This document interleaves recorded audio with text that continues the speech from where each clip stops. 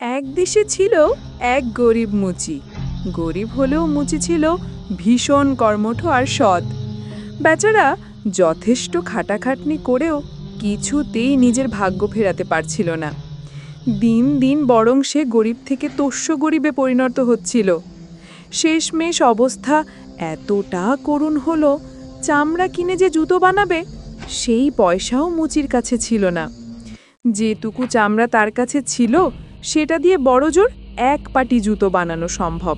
কি আর করা, পরদিন সকালে এক পায়ের জুতো তৈরি করার ইচ্ছায় সন্ধ্যার দিকে বসে মুচি চামড়া মাপ মতো কাটছাট করে রাখল। তারপর শান্ত মনে ঈশ্বরের কাছে প্রার্থনা করে বিছানায় গিয়ে ঘুমিয়ে পড়ল। পরদিন ভোরে মুচি সকালের প্রার্থনা সেরে জুতো বানানোর কাজে বসতে গিয়ে দেখে তার টেবিলের ওপর নিখুঁতভাবে তৈরি এক জোড়া জুতো রাখা আছে। মুচি জুতো জোড়া দেখে বিস্ময়ে হতবাক হয়ে গেল। তার মুখে কোনো কথাই ফুটল না। জুতো জোড়া হাতে নিয়ে সে খুব খুঁটিয়ে দেখল। জুতোর সেলাই এত চমৎকার, কোথাও এক বিন্দু খুঁত নেই। মুচি এমন অসাধারণভাবে তৈরি জুতো দেখেনি আগে। কিছু সময়ের মধ্যেই মুচির দোকানে এক ক্রেতা এলেন। জুতো জোড়া তার ভীষণ পছন্দ হলো। বেশ ভালো দামেই ক্রেতাটি জুতো জোড়া কিনে নিয়ে গেলেন। জুতো বিক্রির টাকায় মুচি আরও 2 জোড়া জুতো বানানোর মতো চামড়া কিনে আনলো। সকালে উঠে বানাবে বলে দ্বিগুণ উৎসাহে রাতেই মুচি 2 জোড়া জুতো কেটে ছেটে রেখে দিল। চামড়া কেটে রাখার কষ্টটুকু মুচির না করলেও মনে হয় চলতো, কারণ পরদিন সকালেও ঘুম ভেঙে সে তার কাজের টেবিলে 2 জোড়া তৈরি জুতো দেখতে পেল। তৈরি সে জুতো কেনার জন্য ক্রেতারও যেন তর সইছিল না। অল্প সময়ের মধ্যে দ্বিগুণ দামে 2 জোড়া জুতোই বিক্রি হয়ে গেল। এবার মুচি সে টাকায় 4 জোড়া জুতোর জন্য চামড়া কিনে আনলো। পরদিন সকালেও মুচি একই ঘটনা ঘটতে দেখল। 4 জোড়া তৈরি জুতো তার টেবিলে বিক্রির জন্য প্রস্তুত। এই অদ্ভুত ঘটনা দিনের পর দিন চলতে থাকলো। প্রতি সন্ধ্যায় মুচি জুতো তৈরির জন্য মাপ মতো চামড়া কেটে ছেটে রেখে দেয়, আর সকালে ওঠে টেবিলে তৈরি জুতো পেয়ে যায়। খুব শীঘ্রই মুচির গরিবি ঘুচে গিয়ে অবস্থা ফিরতে লাগলো। একসময় মুচিটা বেশ ধনী হয়ে গেল।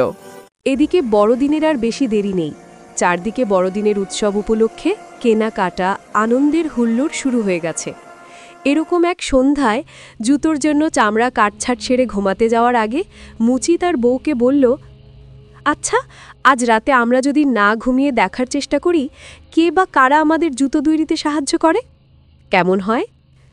স্বামীর কথা মুচি বউয়ের খুব মনে ধরল। কে তাদের সাহায্য করে সেটা দেখার কৌতূহলে একখানা মোমবাতি জেলে রেখে মুচি আর মুচি বউ হ্যাঙ্গারে ঝুলিয়ে রাখা কাপড়ের আড়ালে গিয়ে ঘাপটি মেরে বসে থাকল।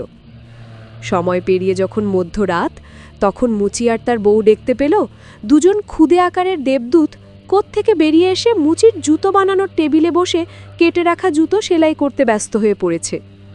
বামন দুজন একদম ন্যাংটা পুটো, একটা সুতো পর্যন্ত নেই তাদের শরীরে।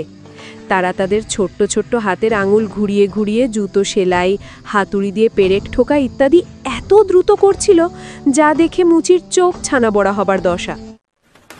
চোখের পলক না ফেলে তাজ্জব হয়ে মুচি আর মুচি বউ লুকিয়ে বামন দুটোর কাজ দেখতে লাগলো। বামন দুটো এক মনে জুতো সেলাইয়ের কাজ করে টোরে টেবিলের উপর তৈরি জুতোগুলো সাজিয়ে রেখে যেমন ভোজবাজির মতো উপস্থিত হয়েছিল তেমনি দ্রুত উবে গেল।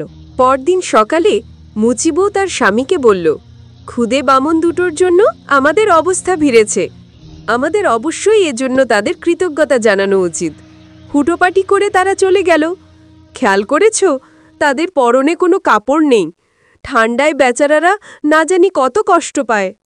ওদের জন্য কি করব সেটা বলছি শোনো। আমি ওদের জন্য ছোট ছোট 2 জোড়া জামা, প্যান্ট, কোট আর 2 জোড়া হাত মোজা, পা মোজা তৈরি করে দেব, আর তুমি দুজনের জন্য 2 জোড়া জুতো তৈরি করে দেবে। মুচি খুশি মনে বলল, ওদের জন্য কিছু করতে পারলে আমারও খুব আনন্দ হবে। মুচি আর 2 বামনের গল্প। সবকিছু তৈরি হয়ে যাওয়ার পর এক রাতে মুচি আর তার বউ উপহারগুলো টেবিলের উপর সুন্দর করে সাজিয়ে রাখল। সেদিন মুচি আর জুতো তৈরির জন্য কোনো চামড়া কেটে রাখল না। তাদের উপহার পেয়ে বামন দুজন কি করে সেটা দেখার জন্য মুচি আর মুচিবো আড়ালে লুকিয়ে থাকল। ঠিক মাঝরাতের দিকে বামন দুজন উপস্থিত হলো।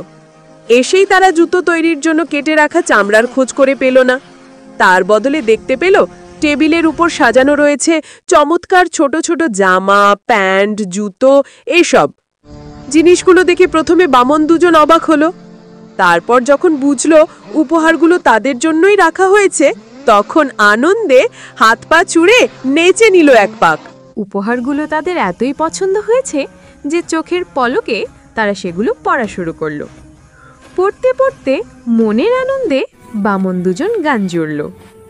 কাপড় জামায় লাগছে মোদের লক্ষ্মীমন্ত ছেলে, মুচির কাজ আর করব না আর এসব কিছু ফেলে। চেয়ার টপটে বেঞ্চ ডিঙিয়ে তারা গাইতে গাইতে আর নাচতে নাচতে দরজা পেরিয়ে বেরিয়ে গেল। এরপর বামন দুজনকে মুচি তার বউ আর কখনো দেখতে পেল না। জুতো তৈরির জন্য বামন দুজন আর না এলেও মুচি কিন্তু নিজের কাজে এক বিন্দু ফাঁকি দিল না। সে তার কাজ মন দিয়ে করে যেতে লাগলো, যে কারণে তার অবস্থার আরও উন্নতি হলো। বাকি জীবনটা মুচি আর মুচি বউ খুব সুখে শান্তিতে কাটালো।